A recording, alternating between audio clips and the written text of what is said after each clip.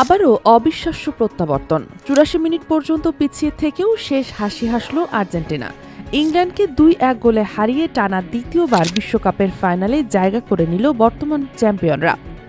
ম্যাচের শুরু থেকেই ছিল উত্তেজনা। দুই দল মিলে ১৯টি ফাউল করেছে প্রথমার্ধে। অন টার্গেটে কোনো শট নেই, গোলশূন্য বিরতি। ফিরে এসে ৫৫ মিনিটে মর্গান রজার্সের ক্রস থেকে অ্যান্থনি গর্ডনের দুর্দান্ত গোলে এগিয়ে গেল ইংল্যান্ড ১-০। মনে হলো এবার হয়তো ইংল্যান্ডের রাত, কিন্তু আর্জেন্টিনা মানেই নাটক। যোগ করার সময়ে মেসির ক্রস থেকে লাউতারো মার্তিনেজের বিধ্বংসী হেডে ২-১।